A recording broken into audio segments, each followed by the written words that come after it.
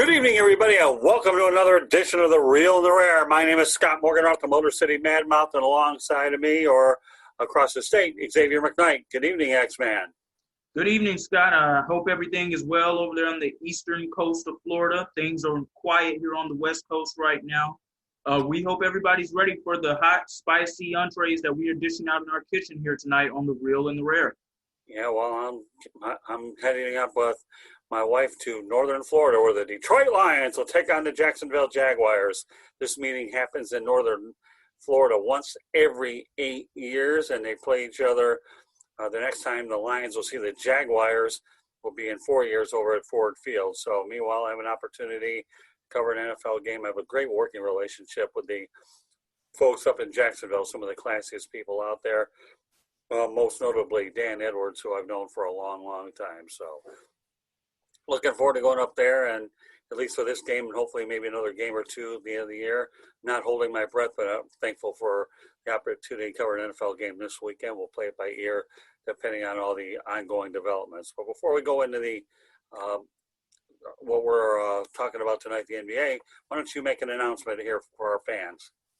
Yes, so we will be moving The Real and the Rare to every Thursday night, once a week now, ladies and gentlemen. You will be hearing a lot more of us now going forward. We are no longer a bi-weekly podcast or a bi-weekly show here. We are moving to once a week, and we are moving our content to Thursdays as opposed to it being on Fridays.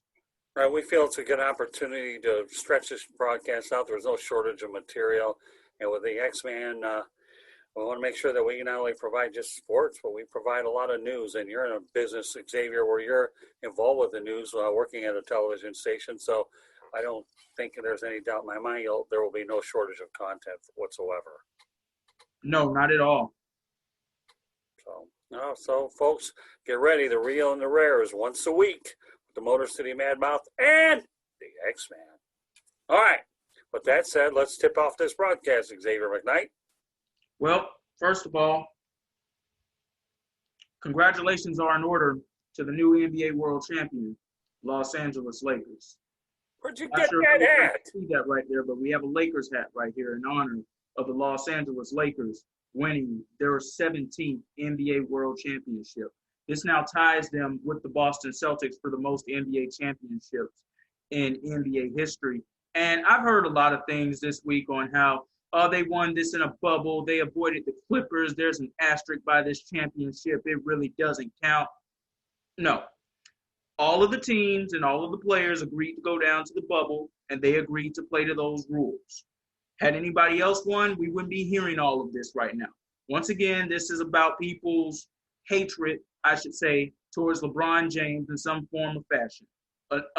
Enough of that. This is not an asterisk. This is a real NBA championship, and you have to give the Lakers their credit. They can't control the fact that the Los Angeles Clippers didn't get the job done against the Denver Nuggets in the second round. The Lakers played everybody who was in front of them and give LeBron James and Anthony Davis and company their props. They showed up to play night in and night out. They stayed focused when other players and other teams had trouble focusing while in the bubble, and they got the job done, and they came back home with the Larry O'Brien trophy. First of all, where'd you get that Lakers hat? Well, 2 years ago, when I was just shopping at home at a Ross thrift store, I'm a Lakers fan, so I saw this Lakers hat, and I just decided to get that for myself as a present for myself during that time. Good for you. And it's just something that I just keep right here on the side every once in a while. Well, let me tell you what. I don't care what anybody says in my neck of the woods. I was pulling for the Lakers to beat the Miami Heat. I have no use for the Miami Heat. I don't. And more importantly, I got to tell you, earlier in the year when I was over in L.A. at the Southern California Sports Broadcasters lunch, I had a picture with Bill McDonald, one of the announcers for the Lakers, and I actually had an opportunity to go ahead and take a picture with Stu Lance as well. So my cousin Terry Kroll, who died way too early many years ago, was a big Lakers fan, and I also worked with the Lakers a little bit from time to time when I covered games, whether I was with the Pistons or whatever I was doing. Where I actually saw a Lakers and Heat game many years ago when Glenn Rice was playing over at the Forum in Inglewood. So, you know, I've had a pretty good working relationship with the Lakers. They used to have a guy named John Black who went out there and ran the PR, and he never questioned my credentials whatsoever. He was very cooperative when I needed him. So for me, I was pulling for the Lakers. I was pulling for him hard. And, of course, I will kid you that Magic Johnson's always been a favorite of mine as well. So. And Scott, honestly, I really don't see how anybody can have an issue with the Lakers winning the championship this year in particular. Organization's been through a lot this year. Most notably, as we all know, at the start of this year, things got off to a horrible start on the last Sunday in January, where we all received some news that Kobe Bryant, his daughter, and 7 other beautiful souls had passed away in a helicopter crash. Right. It was only right for the Los Angeles Lakers to bring that title home this year when you honestly think about it. So once again, for everybody who did not see, congratulations to the newly crowned world champion, Los Angeles Lakers. Congratulations to LeBron James on winning his 4th NBA championship and his 4th NBA Finals MVP. Congratulations to Dwight Howard on winning his first NBA championship 16 years into the league. And he will be a first ballot Hall of Famer for those out there who, for some reason, have doubts about that. It's like many people, they forget the history of Dwight Howard and how a decade ago he was the most dominant big man in the game of basketball down in Orlando, defending his 3rd consecutive year of being the defensive player of the year. And he had finished in the top 3 of MVP voting in that season as well, just 10 years ago. So he will be a first ballot Hall of Famer. Another first ballot Hall of Famer will be now 2-time NBA champion Rajon Rondo, who, you know, Rondo had some really good years with the Boston Celtics. Injuries have really derailed his career, but playoff Rondo is a real thing, Scott. He is a totally different player when he gets in the postseason as opposed to how he's played much during the regular season. And, of course, congratulations to Anthony Davis on his first NBA championship. We can only guess that he is only scratching the surface of what will be a incredible prestige career for him as well. And congratulations to all of the other members of the Lakers and that organization as well. And a huge congratulations to Lakers principal owner Jeannie Buss on becoming the first female owner in NBA history to win an NBA championship. Well, we may differ on this one. I don't view Dwight Howard as a Hall of Famer. I don't. Okay. The guy, you know, he's been, granted, he had a pretty good start to his career, but in the last 5 or 6 years, moving around all over the planet doesn't constitute me as being a Hall of Famer. He belongs there's a Hall of Fame and then the Hall of the Very Good. And I believe, in my opinion, Dwight Howard belongs in the Hall of Very Good. Rajon Rondo, I might make a case for him because of what he did with Boston. It was a very dominant team. He was a very big part of that team. But, no, we differ there. And so, and of course, Jeannie Buss and Rob Pelinka, nobody thought he could pull this thing off, and he did a pretty good job. And what about Frank Vogel getting the Rodney Dangerfield? I don't get any respect. Well, he's got a ring now, and I have a feeling he'll be getting a hefty pay raise as well. Yes, I owe him a huge congratulations, and I owe him a huge apology as well. I have come on this platform, the Sports Exchange, and many of our other platforms here on this network, and I've said that I felt that he was a low-rent coach that was hired by the Lakers out of desperation. They waited too long to make a coaching hire. I was absolutely wrong about Frank Vogel. He did everything that he was supposed to do while down in the bubble throughout the course of the season, and especially throughout this postseason. He made the adjustments when they were supposed to be made.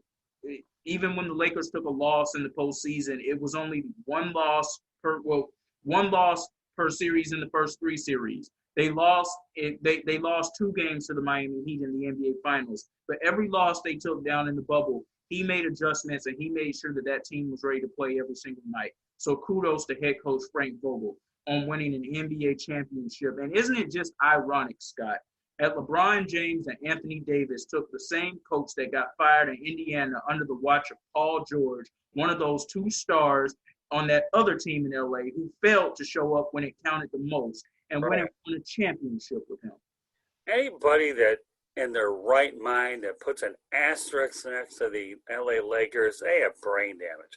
There is no way in any way, shape, or form that this title deserves an asterisk.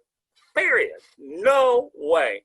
To be in a bubble locked in there for 4 months with an NBA season that lasted a better part of a year with all the delays and the distractions, plus some of the social injustice issues. Now, again, I didn't really care for the social justice platform being, played up as much as it did. Nothing against it per se. You go to the bubble to play basketball is what you do, and I understand the platform. It's just a personal opinion, whether it's the right opinion or not. And then, of course, to the NBA's credit, Adam Silver, they let him use it for a platform, so there's no conflict. But what the Lakers did, basketball-wise, to me, there is no way I would even dare to put an asterisk next to that accomplish. It's not their fault that the LA Clippers have never been to a conference finals, okay? It's not their fault that they would subsequently make a coaching change, okay, that Doc Rivers didn't get the job done. Although I think, and I know we'll talk about it in a little while, that Ty Lue might have a puncher's chance to do it. The Lakers earned their way there. Again, they put Rob Pelinka did a good job assembling some pieces here to work around the James Anthony Davis tandem, and they all fit in very well. But without Frank Vogel, organizing their minutes and doing what he had to do, they're not winning a title. But LeBron James, to me, is he the greatest of all time? No. Is he the greatest maybe of this particular generation? I guess you can make a case for it now. Having 4 rings versus 3 certainly does help his legacy a bit. But I'm not going to go as far as saying that he belongs on Mount Rushmore of NBA players because of the other players that have been here before him. But to his credit, he was able to win a championship with 3 different organizations with the Cleveland Cavaliers, which to me was the biggest one he'll ever have since they never had one. The Miami Heat had a title before he got there. And, of course, the Lakers had 16 before he ended up getting there. I think you made an interesting point about Kobe Bryant, though. That team did go through an awful lot with that tragic death. It really is. And they played hard for him. They rallied around him, and it was a tough year. Then again, 2020 has been rough for everybody. So, and I'd also like to now take this time, because you brought up the 3 teams that LeBron James has won NBA championships with. I'd like to take the time to congratulate one of those teams who fell short in the NBA Finals, and that would be the Miami Heat. Right. They fought very hard. They were shorthanded for most of that series due to injuries to Bam Adebayo and Goran Dragic, but they fought hard. Jimmy Butler really just brought the heart of a champion almost every single night outside of Game 6, where I just think at that point he didn't have anything left, because in Game 5 he played in all but about 47 seconds of that game. So he didn't really have much to give anymore in Game 6. Bam Adebayo, he fought back from those injuries that he had with that strained neck and that shoulder, but he never was quite the same. He couldn't even handle the ball the same way. And God bless Goran Dragic, who really tried to come out and play hard in Game 6, but that torn foot that he had, that plantar fascia injury, it just wasn't going to let him be the Goran Dragic that we knew that he could be. Eric Spoelstra is a great coach in this game. There was just one thing that he should have continued to stick to that he did not for some reason down the stretch. He insisted on playing more of Jay Crowder than Kelly Olynyk, and Kelly Olynyk was really presenting the Lakers with some problems. And I thought if he had stuck with that, maybe they could have given the Lakers a little more harder of a time. Don't get me wrong, I believe the Lakers were going to win this championship anyway, and I believe that they were going to win it in 6 games. But I don't believe it would have necessarily happened in the blowout fashion that it did in Game 6.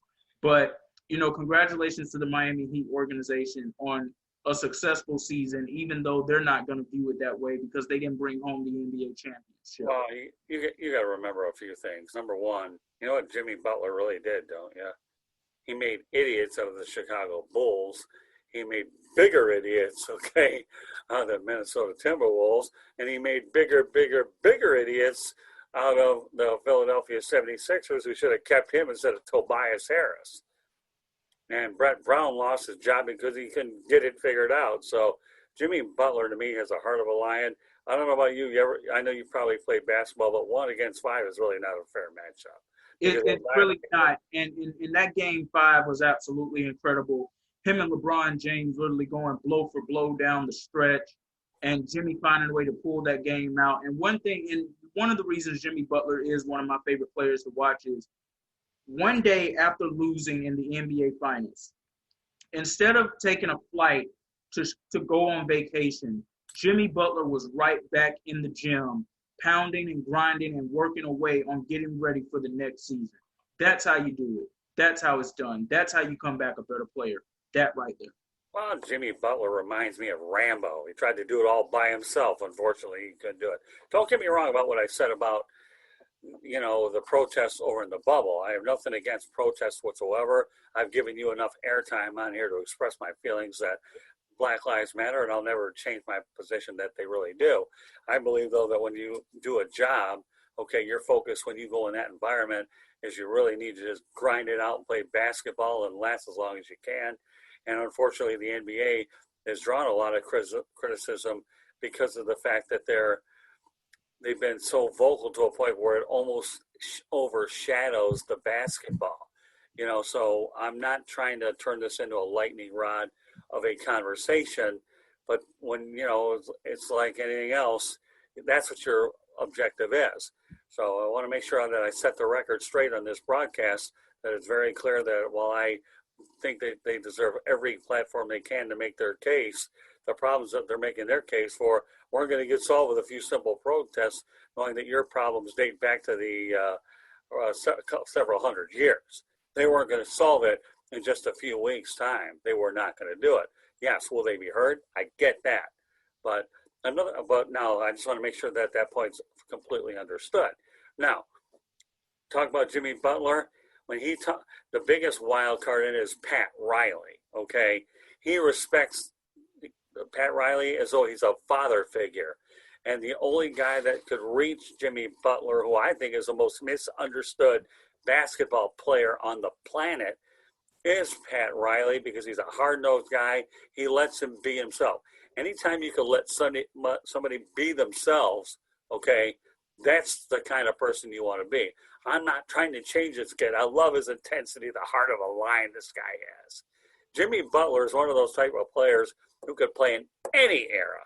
Any. He could have played in the Bad Boys era, would have fit in beautifully, back when they were hitting each other and smacking each other all over the court. But name me too many players in this era right now that could have really played back in the 80s. There's only a handful, and he's definitely a part of that handful. So give me the other four. I'm going to say Giannis Antetokounmpo could have played in that era because of how muscular and how masculine and how physical he can be. Okay. I'm going to say that Draymond Green, because of the physicality he brings to the game, could have played in that era. Okay. And then I'm going to say Chris Paul could have played in that era as well. Just how dominant he is as a point guard and how physical he is and how he brings that defense first mentality, which is what that era was about. And because of his play style and because of how dominant he has been and because of the physical nature that he has to himself, LeBron James. And that's where I'm pretty much going to stop the list right there. Well, that's good. It's a good list. You got Giannis, and you got Draymond Green, Chris Paul, and then you have LeBron, and of course I put in there Jimmy Butler. That's a good list. It really is. Chris Paul could have easily played in it because he's a pure natural point guard in every sense of the word, and he reminds me a lot of Isaiah Thomas, just a natural point guard. Draymond Green reminds me of Dennis Rodman. Rebound, defense. LeBron James, I think he could have easily have played in that era. Jimmy Butler, without a doubt. And Giannis, he's a freak athlete, is what he is. So I think that's an excellent group of five. So let's go ahead and talk about some other NBA news. Yes, first let's get into the Los Angeles Clippers, that other team in LA. And I'll be referring to them as that other team in LA until they absolutely redeem themselves from the disappointment that they had in the NBA bubble. They hired Tyronn Lue as their head coach yesterday, signed a 5-year deal. This isn't something they necessarily wanted to do, because if it was, they would have got this deal done a lot quicker than they did. But I believe they saw that the Houston Rockets were serious about wanting to hire Tyronn Lue as the head coach, and they knew then they had to make a move. I'm actually shocked that he ended up getting this job, though, Scott. And the reason I say that is not because of him necessarily as a coach, but just the fact that I expected the Clippers organization to handle this in a similar way that they handled free agency last year, to do something quiet and to do something a little unexpected. I expected there to be a name that they were going to bring in that we didn't even hear about, that was under the radar, and that was closely being monitored by Jerry West and others within the organization. And that's not what ended up happening. They ended up making an internal hire. Not that there's necessarily something wrong with that. That's just not what I expected to see them do. But clearly, there weren't many candidates out there on that side that I was thinking about for them to make the move the way that they made it, unless, of course, hiring Tyronn Lue may have been some sort of knee-jerk reaction. But because of the amount of time that Doc Rivers has been let go compared to now, I'm not going to say that that was a knee-jerk reaction. Right. Neither Long been part about that process, and they feel that he is the man going forward. And the one thing that he has going for himself, besides the fact that he is an NBA championship winning head coach, he did coach a superstar, two superstars, as a matter of fact, Kyrie Irving and LeBron James, and a third all-star there in Kevin Love. So he knows how to manage egos, and he knows how to do all of those things, which is going to be very important, because just hours after he was hired, there were reports that came out from The Athletic that many of the Clippers players were unhappy and resentful about the preferential treatment that was being given towards one Kawhi Leonard. Wow, big deal. You know what? First of all, they knew when Kawhi Leonard went there to play ball, okay, that he had load management with the Toronto Raptors, who handled that situation brilliantly. And the guy that was even brilliant than the brilliantly is Nick Nurse. The guy plays 62 games, plays his best basketball in the postseason, and guess what? The Toronto Raptors, who have been in the league a heck of a lot less than the LA Clippers or whatever, San Diego Clippers or Buffalo Braves, whatever you want to call them, I could care less, okay? Win a championship far sooner than the Clippers have ever been. And Nick Nurse, the load management, they knew what they were getting into. So anybody that's going to whine about preferential treatment, get over it. I don't even want to hear it. Really. Well, see, part of the issue here is the fact that even though the Clippers had a tight wound, what appeared to be ball of yarn last season before Kawhi Leonard and Paul George showed up, with Patrick Beverley and Lou Williams and Montrezl Harrell and other players who were no longer on the team, who were traded to get Paul George to the Clippers, Danilo Gallinari, Shai Gilgeous-Alexander, players like that. They didn't really have a leader out of that group. And if they did, maybe it was one of those two players that ended up in Oklahoma City. I don't believe that was the case. They didn't have a leader, but they did have a way of where it was like, we show up, we play hard, we practice hard, we give everything we got. And you have to say that about them, because they took a healthy Golden State Warriors team and pushed them to 6 games in the first round of the 2019 playoffs. This is with Kevin Durant healthy. Now, even though they didn't win the series, it says a lot for a team that a lot of people, myself included, was projecting they're going to get swept off the floor. And they're going to be lucky if they don't lose every single game by at least 25 points. No, they pushed them to 6 games. And it very well could have easily went to 7. But that says something. And, of course, when you bring in a guy who is going to be allowed to load manage, but when you start hearing things as well about how he was giving games off throughout the course of that load management and was allowed to go back home to San Diego, and sometimes that would lead to him being late to team flights, I can see where that would cause a bit of an issue. But it's also the fact that you have to understand that that's a superstar. That's a two-time NBA champion coming off of an NBA championship. Time out. Okay. Time out. From what I read on this whole thing, okay, the guy lives in San Diego, not the worst place on the planet, late to team flights. Who cares, okay? Jerry West knew what he was getting into. Jerry West is a very, very smart basketball guy, and he knows he's an impact player. And Jerry West, in the worst way, wants to go out there and beat the Lakers. And at some point, maybe he's the Scotty Bowman, okay, of the NBA that could pull it off. So don't get me wrong, okay? If Kawhi Leonard chooses to live in San Diego, which is a beautiful place anyway. You ever been there?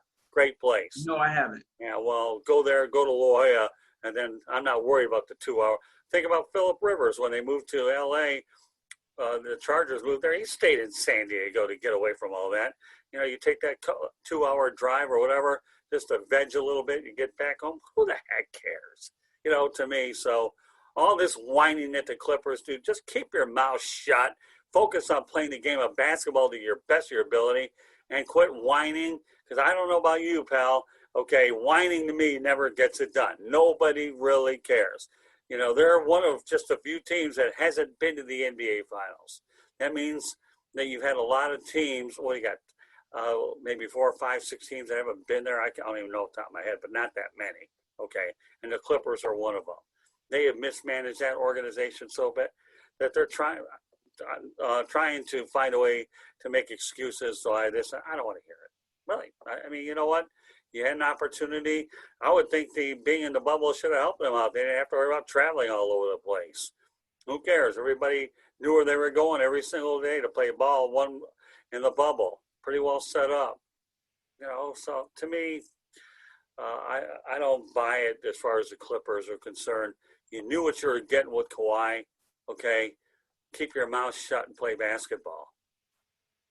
And that says a lot because we already know that many of the Clippers players didn't want to go down to the bubble anyway. That was part of the problem here to begin with in the first place. A lot of them didn't want to go down to the bubble for various reasons, whether it was COVID-19 concerns, whether it was concerns about social injustice and continuing to fight and protest out in the streets. And I understand all of that. But they had a lot of other issues even before going down to the bubble anyway. Their team chemistry was never where exactly it was supposed to be. And that's not necessarily anybody's fault because Paul George was injured throughout the first half of the season. So you didn't really get to see a lot of Paul George and Kawhi on the floor with the other players that they have before play was suspended due to the pandemic happening. I do believe, though, that around March, they may have had a chance to really get that chemistry going. It looked like they were heading in the right direction. But would that have been enough for come playoff time? I don't know, because that other team in LA, the now world champion Lakers, they were rolling as well. So, we can only guess on what would have happened had it been a normal NBA season. But yes, I'm with you. Those guys need to keep their mouth shut and they need to just focus on playing basketball. And the Clippers, I really believe they're going to have to make some moves anyway. They're going to have to clean up that locker room with some of those personalities that they have. Right. Yeah, but not wanting to go to the bubble, then they should have stayed home. I'm sure other teams would more than happy have stayed in that bubble instead of them. So too bad. You were good enough to make the playoffs. I'm sure the San Antonio Spurs would have liked to have kept their playoff streak intact. Didn't do it. They didn't, but big deal. You didn't want to go to the bubble. That's the circumstances they were dealt with. Doc Rivers, you know why he probably left? He was sick and tired probably of the drama with all these clowns in there is what he probably had seen enough. You know what?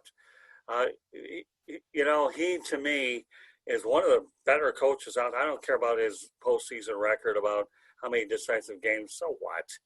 In the end, he still has a championship ring to show for it. One of the better basketball minds out of Marquette University. Had some success. I do really have to admit, though, that I do believe the Tyronn Lue hire was a good hire for them. I really do. Because of what you just said, okay? He can manage the egos and was in a situation in Cleveland where he was forced to do exactly that. You follow me? So, yeah, I don't think it was an injured. I think it was the most logical choice. And you brought up Doc Rivers there, and I'll just bring up this point by saying even more. It's not the first time that he had been with that organization that he had to deal with silliness and dysfunction as well. Chris Paul, Blake Griffin, DeAndre Jordan, the stories are out there. They couldn't get along with each other. And that was one of the more talented teams. You can argue that on paper that was more talented than what this Clippers team was, and they couldn't even get to a Western Conference Finals either. So, yeah, he had pretty much seen enough with the organization, and now he goes to Philadelphia, who they have a history when it comes down to their organization of being able to win and win championships, even though that hasn't happened for almost 40 years now. Right. Maybe he can go there and change the culture and get those guys to playing the way that they should be playing. And it also helps that he was able to add a former head coach, really good head coach in the league too, by the way, Dave Yeager, to his coaching staff yesterday. Right. So he is beginning to build that staff up. But it says a lot to me that Dave Yeager took that job as opposed to taking the Pacers job. I don't know if he was actually offered that job or not. but he was a candidate for that position, Scott. Right. And I don't know if on the Pacers' part, this is because Mike D'Antoni has all but agreed to that job and the details just haven't come out yet, or the coaching candidates out there know this team's going to undergo a rebuilding mode. Well, and I say true. That because Victor Oladipo, the rumors are out there that he doesn't want to be there anymore, even though he came out and shut those down. The rumors out there that Miles Turner doesn't want to be there anymore. He came out and shut those down. I believe that stuff is true about them actually wanting to be there as opposed to not being there when we get to the next NBA season and if they're on the Indiana Pacers roster. Well, if I had to take a guess at it right now, I'm going to say that they won't be. Yeah, I don't know if in Indiana whether or not these guys really know what they want. So how do you expect the coaching situation? Are you going to be a rebuild or are you going to retool? I mean, there's a difference between the two. But, to me, I'm sick and tired of NBA players. I don't want to be here. You know what? Again, we're going back into the whining category, okay? You guys are getting paid an awful lot of money to play basketball, something we would all like to do if we were talented enough to do it. Again, keep your mouth shut, play basketball, and you'll make a good living doing it. So, again, the Pacers' job isn't the worst job on the planet. Larry Bird won there. So did Rick Carlisle. Larry Brown won there. Indiana, you ever been to Indiana before? No, I haven't. I'm going to tell you what, they're rabid basketball fans out there. They really are. I remember going there many years ago at the old Market Square Arena and saw Indiana, I believe, take on Orlando for the Eastern Conference Finals. I was there during the Indianapolis 500. Had a good time there. So, and I've covered Pacers games over at the Market Square Arena and actually visited the Hoosier Gym. Eventually I want to go back there when the weather's better, but that's a great basketball market. It really is. So anybody that doesn't want to go there, big deal. Okay. The grass is really greener. They're a really solid franchise. There's nothing wrong with the Pacers. Also, another candidate who was up for that job, he is no longer going to be going for that job either. And that is because he has accepted the job as the lead assistant coach on Tyronn Lue's staff with the Clippers. And that would be former NBA champion and Detroit Pistons great Chauncey Billups. Yeah, I heard. And I believe that is a very good move on the part of Tyronn Lue and the Clippers to add that type of championship pedigree to that coaching staff. Well, Billups, I hear, was the announcing for a year anyhow. And I think Chauncey probably should sit on a bench, get used to the grind, and he doesn't have to rush into a job. Okay, he really doesn't need to rush. Just pay your dues, go a couple of years. If you're good enough anyways, the team does well.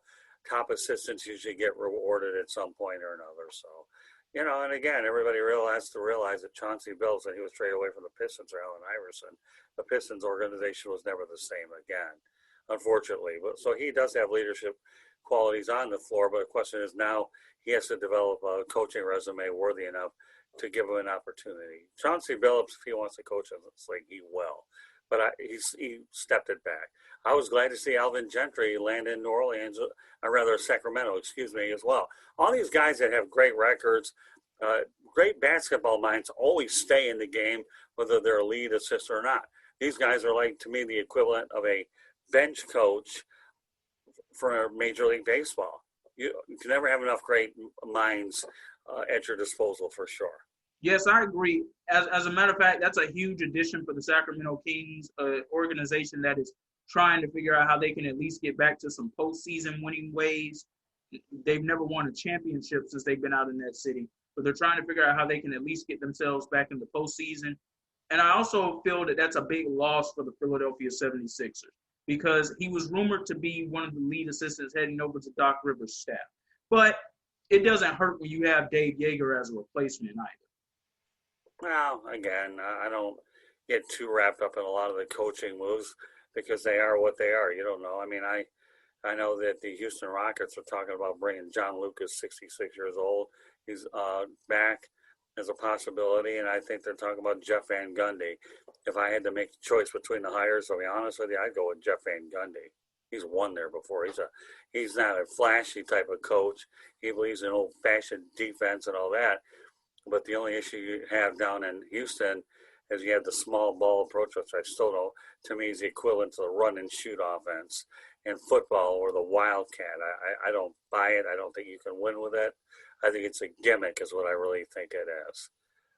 But anybody that takes that job either has to acclimate toward, or the new general manager that takes Daryl Morey's place. Well, I think they made the hire who the new general manager is. And I'm glad you brought that up because we are going to segue into it now. The Houston Rockets do have a new general manager, Raphael Stone, who had been one of the lead assistants in that front office under Daryl Morey for many years now. It's kind of a surprise to me, to be honest with you, because I did not think that the owner of the team, Tillman Fertitta, wanted to continue to go in an analytics-driven type of way, and that is exactly what Raphael Stone is going to do. But the main thing is that they get some bigs back on that team. And after what the Lakers did to them in the second round and how the Lakers went on to win an NBA championship with all that size that they had, they will be getting some bigs back on that team. There is no doubt about that. Wow. And if Jeff Van Gundy is hired as the coach, there is no doubt in my mind that there will be some real NBA centers and big men on that team. You ever hear of Patrick Ewing?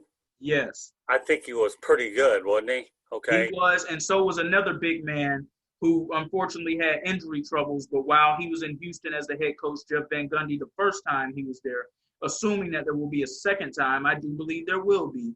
But the first time he was there, he coached another pretty good big man as well. He goes by the name of Yao Ming. Injuries just hurt his career in a lot of ways. But when he was healthy and out on the floor, he could present some problems as well. Oh, yeah. Again, what they did with that small ball thing to me was absurd.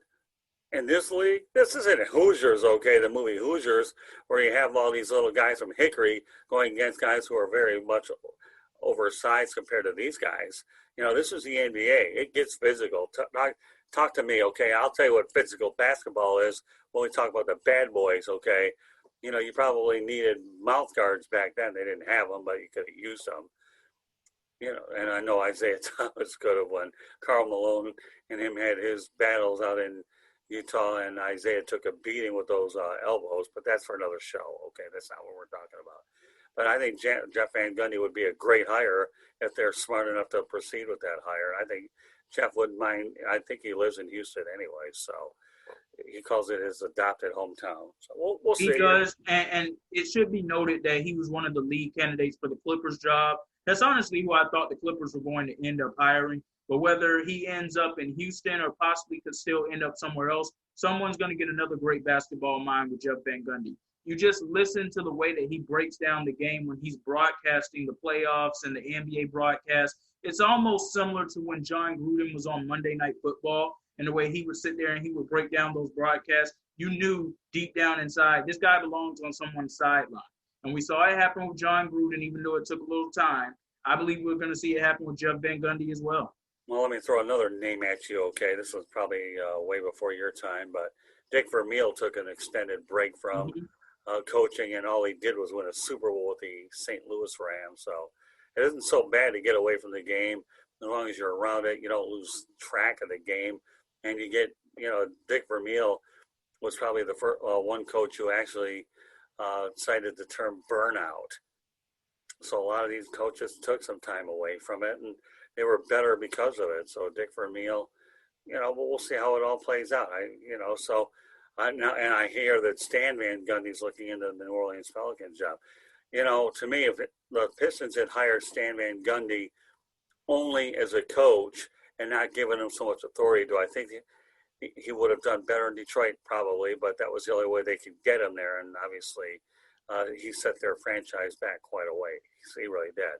Do I think Stan's a good coach? Probably, but you can't wear both hats, and he thought he could do it when you're controlling the checkbook as well as trying to deal with these guys on the floor, and he gave a guy like him way too much power. Do I think he rebounds in New Orleans if he gets hired? Possibly. I don't know. But we'll see. That hire would actually make a lot of sense to me because throughout Stan Van Gundy's coaching career, he has a track record of being really good at developing young players into becoming better players into the league. And you look at all that young talent that they have in New Orleans with Zion Williamson, Brandon Ingram, Lonzo Ball, Jackson Hayes, Josh Hart, and the list goes on with the young players that they have in the organization.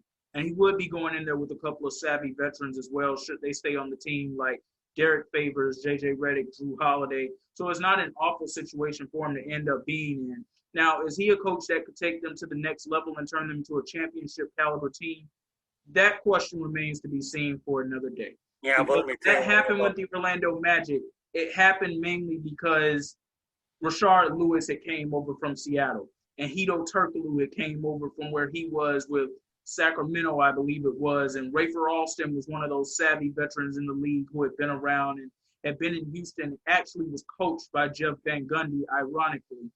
So Well, you tell me who Stan Van Gundy, okay, developed in Detroit. Go on. Now that you're bringing that up, who the heck did he develop? You tell me. no, he didn't develop anyone in Detroit, Exactly. and a Thank lot you. of this has to do with what you brought up earlier.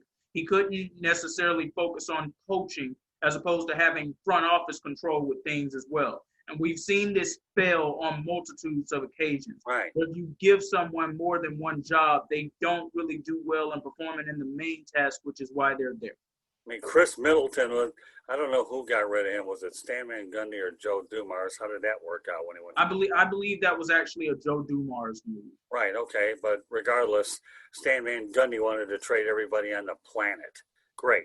Thankfully, okay, they shipped him out of there. I don't know whether he was offered just an opportunity to stay on as coach or whether Tom Gores had seen enough, but regardless, if he's a coach, and the thing in New Orleans, he couldn't screw it up if he tried because David Griffin is the general manager. Everybody knows that David Griffin did a really good job turning the Cleveland Cavaliers into champions for sure. So, but to me, I don't know. Stan Van Gundy, could he make a productive? Could he be a productive NBA coach again? Maybe, maybe not. I'm not quite sold on him, but we'll see. The hire hasn't been made yet. A guy who I think will be a good coach at some point could be Sam Cassell because he has some good leadership qualities. But I don't want to get into every coaching move. When it comes down to the New Orleans Pelicans coaching job, here's the one thing that I'm going to say that's going to be the most important.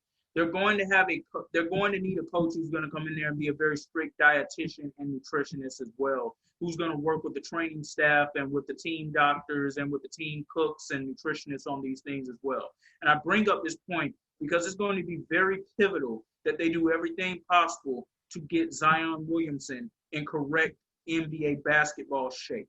He's not in shape right now. And they're going to have to work hard with him. And maybe he's going to be one of those guys where you're going to need a coach who's going to have to push him to that point. Well, there's no question about that. I mean, let's not kid ourselves. Even though the Lakers landed Anthony Davis, and I think it was a great move, I do feel that trade was a win-win for both sides. I really do. I mean, it's not like New Orleans didn't get a decent haul of prospects for him. I think Lonzo Ball has the potential to be a good player in this league. Now he won't have that pressure hanging over his head like he did with the Lakers. And what was it, Brandon Ingram? I think it was one of the. Yes, and he's actually the reigning NBA Most Improved Player of the Year. So it's not like you don't have a couple pieces that they could build around there if you are able to bring on some better talent around. I think that ultimately becomes a win-win for both teams, and I'm actually happy for Anthony Davis. He wanted to play in Los Angeles, but the thing is, it's not like New Orleans did not get a decent return. If a guy wants to play somewhere else, he doesn't want to be there, I get it. I have no problem with it. As long as the other team that's trading him gets a halfway decent return, that's called a win-win situation. So, Anthony Davis, to me, at the rate he's going, there's no question I could see Hall of Fame written the first ballot. The other ones that you were talking about, Rajon Rondo is not a first ballot Hall of Famer. He won't be. Okay. Dwight Howard, to me, I still don't believe he's a Hall of Fame player. I don't. I could be wrong, or maybe if he gets in it, it could be 4, 5, 6, 7, 8 years into it, depending on who his draft class is. Then perhaps he gets in. But I will admit, though, to Dwight Howard's credit, I'm glad he did deserve a ring there. He was definitely he's a really good defensive player. He kept his mouth shut this time and blended with his team. And LeBron James proved that I can take some complex personalities and turn them around. So it kind of reminds me of what Detroit did when Mark Aguirre was damaged goods from the Dallas Mavericks. Bill Laimbeer, Rick Mahorn, and Isaiah Thomas said, we don't know what happened in Dallas, but we know what's going to happen here, or what isn't going to happen here. So you have certain guys in the locker room for which can do the police work, and along with a good coach. But I was glad that a lot of people on the Lakers were able to get their first rings. And you're forgetting about one other one. What about Contavious Caldwell-Pope? Yes, he was definitely huge for that team with all of the big shots that he played, and even played some key defense down the stretch there as well, which is something you're not used to seeing from him. But those guys went all in, and they absolutely deserved to win that championship. Yeah, another former Detroit Piston, Contavious Caldwell-Pope. So, I mean, don't get me wrong. There's other teams that players that have gone around the league from other franchises that go on to win rings elsewhere. You know, it goes when you're a championship team, you're always going to bring on veterans and so forth from other places where you have a chance to go ahead and win. So, and speaking of bringing in veterans, that leads us to our next point, where many execs around the league, especially within the Eastern Conference, believe that LeBron James is going to try to force the Lakers front office to swing a deal to bring Chris Paul back to the City of Angels next season, but this time he will be donning the purple and gold as opposed to donning the red, white, and blue. That wouldn't bother me at all. It wouldn't. And LeBron James, Jeannie Buss would sell him stock if he wanted to. She doesn't really, frankly, care. I wouldn't have a problem. I mean, David Stern's the one who nixed it in the first place. He didn't want any part of that. But you know what? David Stern reminds me of Bowie Kuhn in baseball. They were adamant against selling talent for something else if it benefited a higher echelon team. Bud Selig, when the economic times changed in baseball, of course it didn't hurt that he was an owner of the Milwaukee Brewers for a while, understood that, you know what, I'll look the other way, I don't care. And Adam Silver reminds me a little bit of Bud Selig in a sense. You know, if you understand the comparison, but it all comes down to times changing. No, I definitely understand the comparison. My only thing when it comes down to the Chris Paul trade is what exactly do the Lakers have to give up that Oklahoma City would be willing to take at this point? Because the Lakers gave up all of their really talented young players to acquire Anthony Davis last year. Ever heard of expiring contracts? Yes. There you go. No, you can't tell me that some of these better role players on the Lakers are going to be able to put together 2 or 3 in a row, especially when you can bring in a true natural point guard. You know, and the question is Rajon Rondo one of those people that you move over as well? I mean, I believe you're going to have to make that deal happen, but also just due in part to the fact you don't know if Rajon Rondo and Chris Paul are going to be able to get along with each other. They have a storied history throughout their careers of honestly having a legitimate beef with each other. I remember game 2 of the Lakers 2018-2019 season, LeBron James' first home game as a member of the Lakers. Rajon Rondo and Chris Paul, at that time Chris Paul was on the Houston Rockets. They got into a fight out there on the court.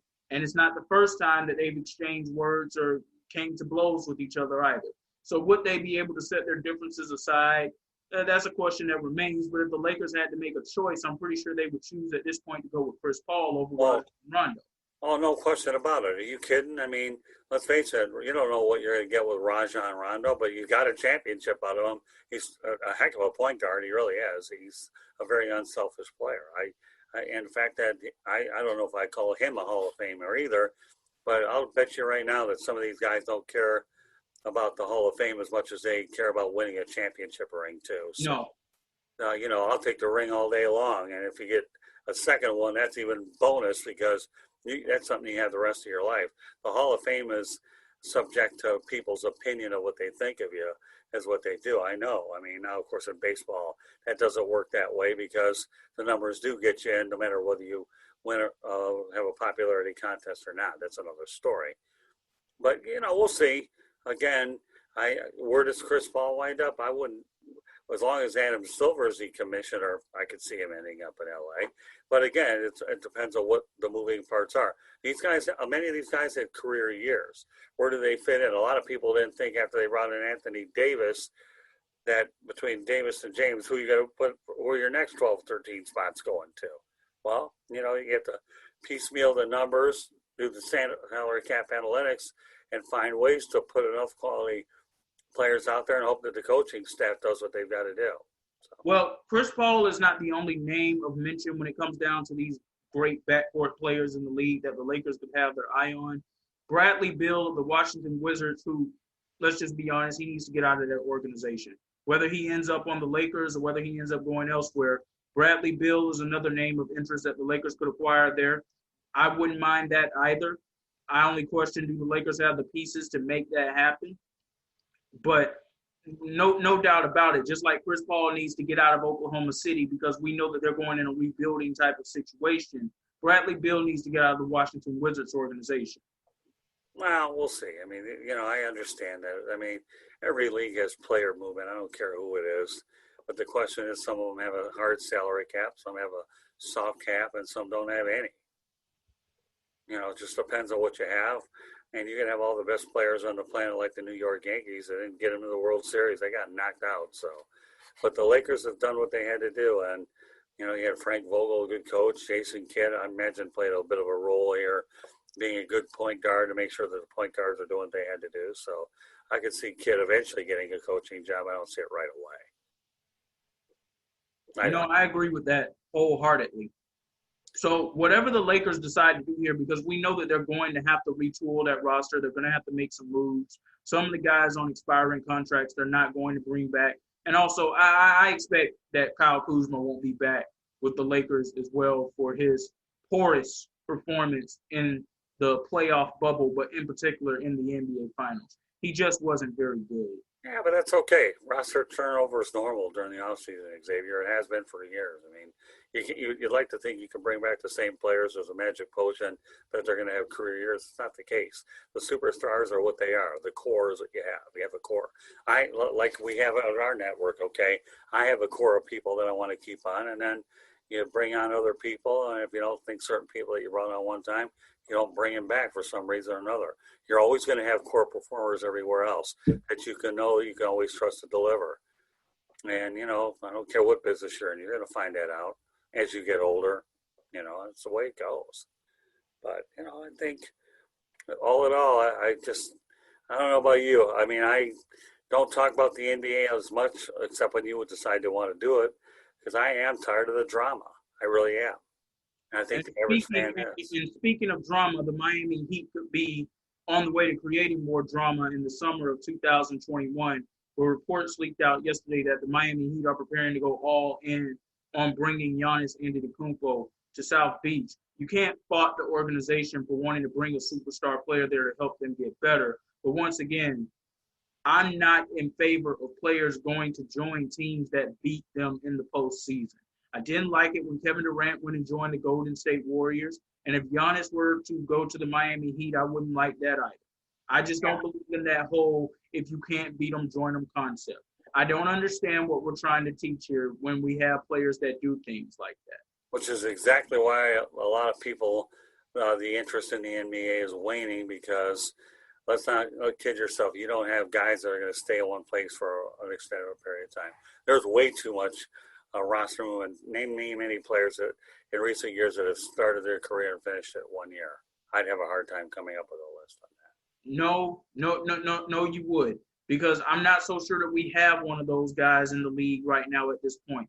The last guy we had that even came close to that was Dwayne Wade. And even he had a 2-year period where he was not with the Miami Heat for his entire career. The last player who was a superstar in this league who spent his entire career with a franchise was the late, great Kobe Bryant. And I honestly believe he's going to be the last player, especially on that level in that league, to accomplish that. I don't believe it's going to happen anywhere else.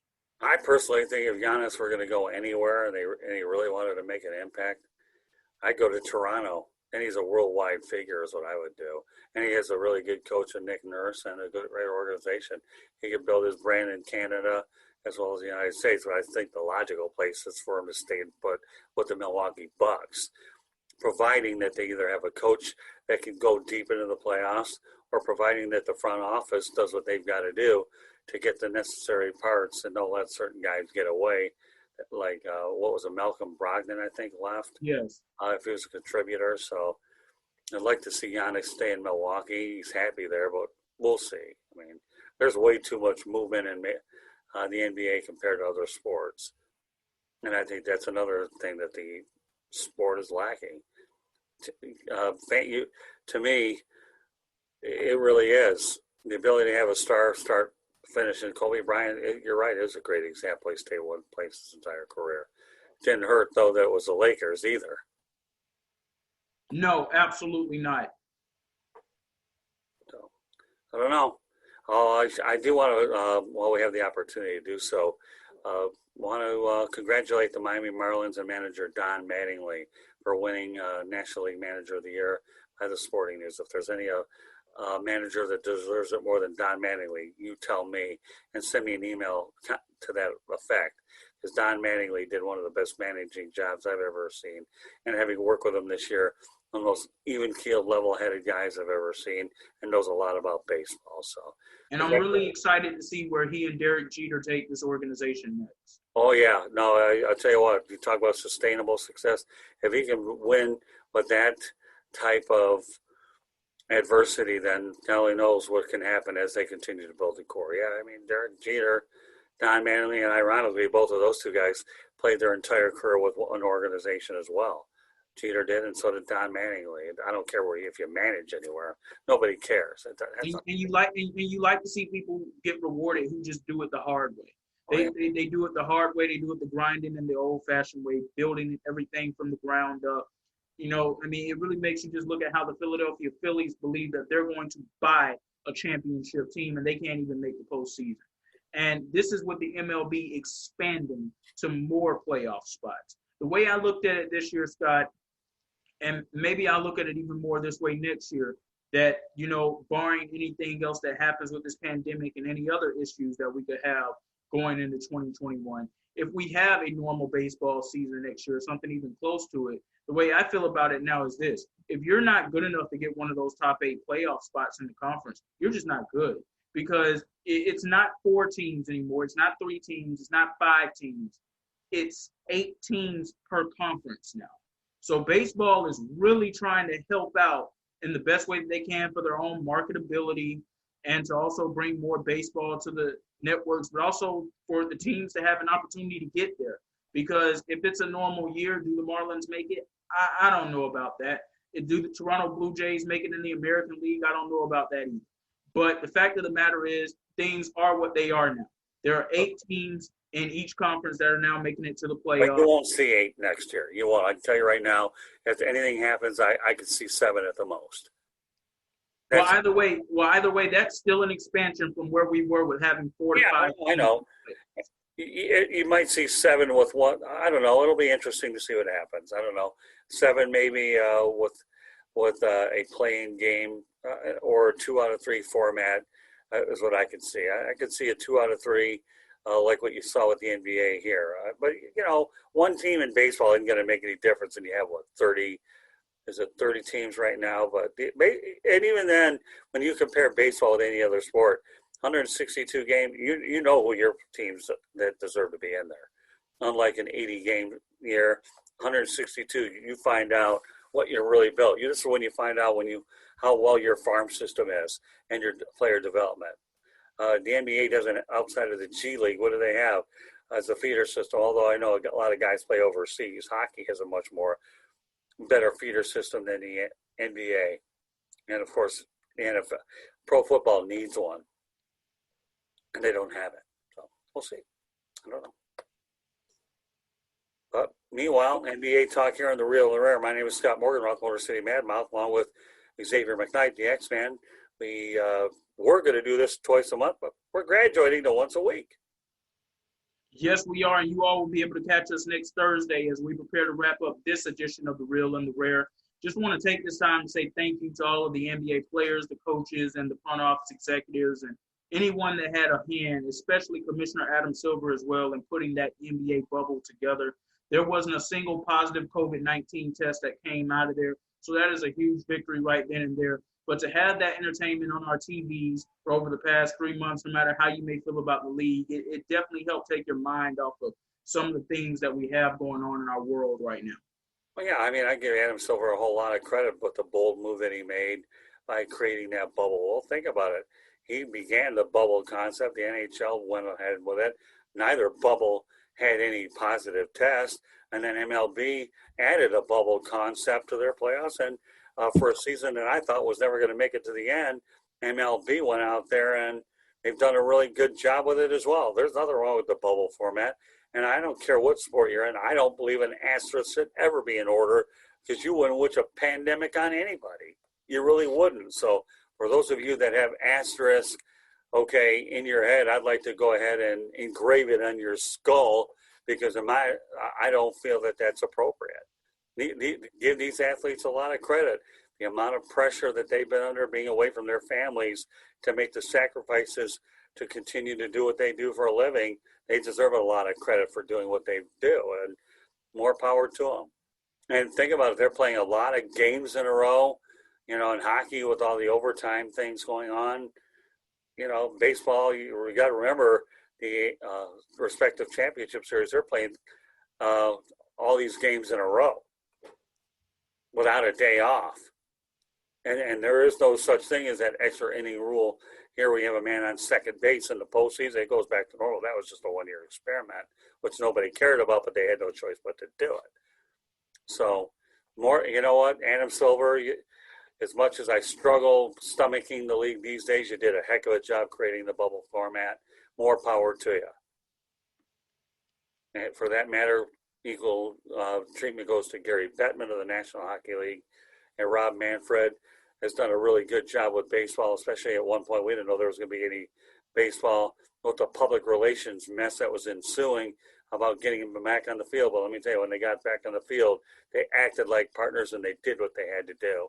So MLB saved itself from PR disaster, and we have a pretty good pro season as well going on. And we're waiting to see what's going to happen with the NFL because they definitely do not have this COVID-19 situation under control. And you just wonder, there have been rumors about them wanting to go to a bubble format for the playoffs. Some of those might have been squashed. So we'll have to see if that's going to happen or not. It'll never happen. I'll tell you why. What are you going to put 71 players on the team in a bubble? Good luck. The more people you have together, I think it works against them. Right now, the NFL is going through what everybody expected them to go through. Okay, you have a lot more players. There's no social distancing with the NFL. This isn't the NFL, National Flag Football League. Okay, these guys tackle each other. They get close to each other. That's going to happen. I think the NFL is doing a really decent job managing it the best they can. The college ranks, to me, it's a disaster that these kids are even out there playing in the first place. Yeah, we're seeing some disastrous things take place right now in the SEC. They haven't had to shut things down entirely yet, but they're going to have to get a better handle on this. In particular, the University of Florida, they're not going to be playing LSU tomorrow. That game has been postponed to December. And also their game against the University of Missouri that was scheduled for next week, it's now scheduled for Halloween. And, you feel for the players, you feel for everyone who's involved in that situation, but also, it's just ironic to me that happened at the University of Florida, Scott, after Dan Mullen came out and said some of the most irresponsible and selfish comments after that game against Texas A&M on last Saturday, where he said, "We want the swamp field for our game against LSU. Our governor is allowing for universities and stadiums to not necessarily have restrictions on them anymore. So we'll see how the university obliges to that." That was a very irresponsible and selfish comment for Dan Mullen to say. Yeah, but they've already shot it down. And I think Dan Mullen, if he had to take that statement back, probably realizes. But you know what? I understand where he's coming from. The swamp. You ever been in the swamp before? Yes, I have. Yeah, I had too. When Florida Atlantic played there, when Rusty Smith was there, the Gators definitely have a pretty good home field there. But unfortunately, at a time where you're lucky to get 20% people at the most. I mean, think about it. Even the New Orleans Saints are trying to go ahead and play at LSU to get some fans there because New Orleans won't let them do it. So I can understand wanting to put a lot of people in there. And he's only reacting based on what the governor is saying, that you're allowed to have that many people. And so like everybody else in the state of Florida, which is at times a little messed up to begin with, I understand it. I don't think it's appropriate. And now the outbreak that you see with the Gators, he knows it's unrealistic now, but again, we're talking about a situation which we don't have a vaccine for it yet, and there's lots of money being lost. And the thing is, if you can get a college season in here, then at least you're able to salvage something with TV money. So, sometimes your mind and your heart are thinking differently, but I completely understand it. I'm not going to crucify Dan Mullen on this platform. I understand where he's coming from, and I think if he could step it back, he would. But he's the best hire that university has made in a long time, roaming those sidelines, and he's doing a good job there. So. And once again, we wish our best to those players and anyone who's been affected by COVID-19 there. I also want to take this time to send out my best wishes to Alabama head coach Nick Saban, who has contracted COVID-19 as well. No matter how you may feel about Nick Saban as a coach and some of the things he's done throughout his career, you don't wish this on anybody in any way, shape, or form. Well, I'll tell you, the university I work with, Florida Atlantic University, has only played one game against Charlotte, and they won it. They've had 3 games canceled because of it. So they're all dealing with it as well. I mean, Nick Saban, I'll tell you what, right now, if I were a betting man, I think Vegas should get smart out there and put a betting line whether or not Nick Saban gets on the field tomorrow. After all, sports gambling is popular. Nick Saban will be on the field tomorrow. That's what I think. Well, we'll definitely have to wait and see, because all reports that have come out throughout the course of the week said that he won't be there, but this is a big game for that program tomorrow against Georgia. And if they were to lose it, it would really hurt their college football playoff hopes. He'll be there. That's just my gut feeling. If I'm wrong, it won't be the first time I'm wrong. It won't be the last time I'm wrong. I think he'll be there. So with that being said, let's go ahead and let's just wrap up this edition of The Real and the Rare. Once again, we hope that everyone has enjoyed the content here tonight, and you've enjoyed the content that we've been bringing you throughout the NBA playoff bubble as well. And once again, thank you to the NBA and to Commissioner Adam Silver and to all the other commissioners as well who have been adopting this bubble playoff format. Clearly, we have something good that's working here, and we will see what happens in 2021, because it definitely feels and looks as if COVID-19 is still going to be a thing well into 2021. My prediction for 2021 is they're probably going to go ahead and have multiple bubbles and regionalize it a little bit. That's what I think will happen. But I don't know for sure, but that would be the most sensible way to do it, rather than leave everybody in a particular place in an area. So I think you might see a regional bubble on the West Coast, the Pacific Northwest, or the Midwest, and then East. You probably have 4 or 5, 6 bubbles is what you'll have to house the necessary teams. What do they have? How many teams they got now? 30? Yes. So you'll probably, we'll see. I don't know. A lot of the things will be determined then. So time will tell. So meanwhile, like Xavier said, this wraps up this edition of The Real and the Rare. We will be doing this every week. I don't know what our holiday schedule is going to be like, but going forward, we will be doing this broadcast every week. Going forward, we'll be doing sports topics as well as non-sports topics, anything that makes a whole lot of sense. So feel free to send us. We'll leave your contact information in a moment of ideas you want on here. We'll be more than happy to talk about them as well. So, all right, Xavier, go ahead and let everybody know. Give them all your information, and I'll do the same. All right, you can follow me on Twitter at XTMCKNIGHII. The 2 I's at the end are capitalized. You can follow me on Instagram at XMCKNIGH22, and you can send me a friend request and a follow request to LinkedIn and Facebook by typing in Xavier McKnight. And you can find tonight's edition of The Real and the Rare, as well as other episodes that we've done in the past, on my YouTube channel, Xavier McKnight. Very good. And if you want to hear the audio version of this broadcast, you can do so on Apple Podcasts, Spreaker, Spotify, iHeartRadio, Google Podcasts, or wherever you get your podcasts. I'll repeat it again. Creature of Habit, Apple Podcasts, Spreaker, Spotify, iHeartRadio, Google Podcasts, or wherever you get your podcasts. Now, as far as getting a hold of us here at the Tribune, you can follow us at Twitter at Tribune South. That's the @ Tribune South. Facebook and Instagram, South Florida Tribune Gets It Done. The South Florida Tribune has its own YouTube channel too, so you can either watch it on Xavier's, you can watch it on ours. Subscribe to the South Florida Tribune YouTube channel. I'll give you a reason why you should, or I'll give you 6 reasons why you should. You'll find the Sports Exchange is on that YouTube channel. No Limits, 108 Stitches Baseball Talk, The Real and the Rare, which you're listening and watching here. fantasy football with myself, Ryan Schoolroot, and Xavier McKnight comes on that broadcast from time to time, and the South Florida Tribune podcast as well. I have a couple of guys that are actually working with me now on that. Ron Renzi, one of my attorneys here locally in Coral Springs, and another fellow by the name of Joe Littman, who will also be serving as co-host as we try to make sure that we bring this South Florida Tribune here to the South Florida community. Our website is www.southfloridatribune.com. We have a section on there called Motor City Monitor, where Detroit is my hometown. I like to promote events back in my hometown as well, and teams, as well as we have our regular media distribution partners that provide us with content, our columnists, and also on the WSAN drop-down, you'll find our broadcaster there as well.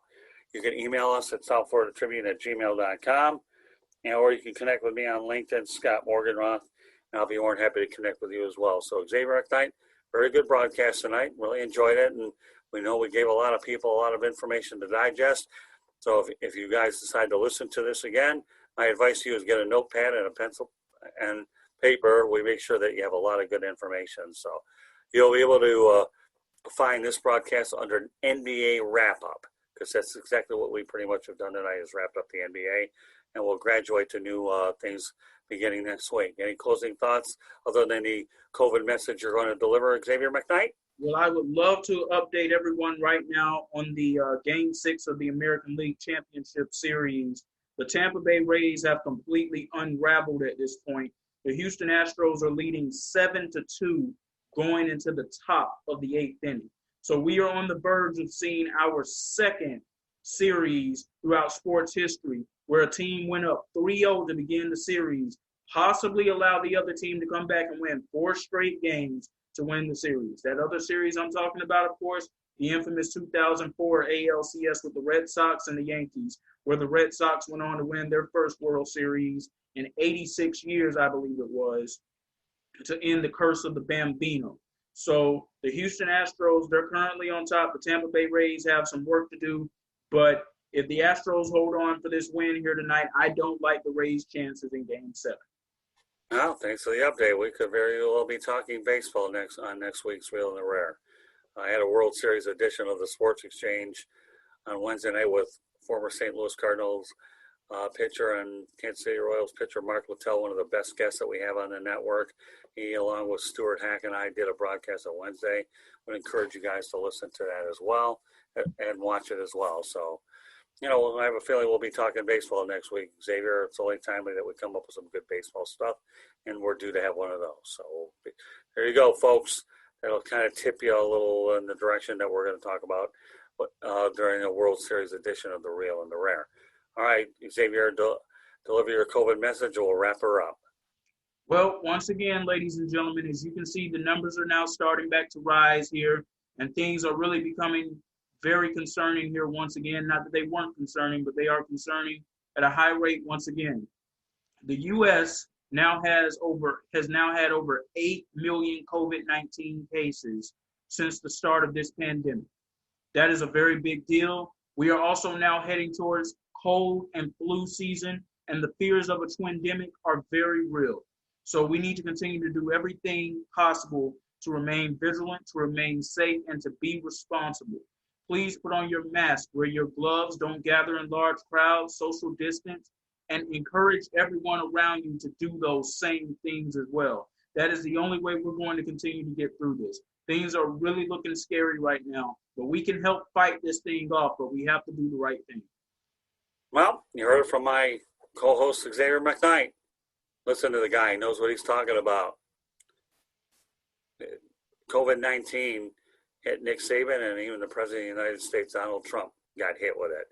COVID-19 doesn't care who you are, how big you are, how little you are. You don't play it safe, everybody's in trouble.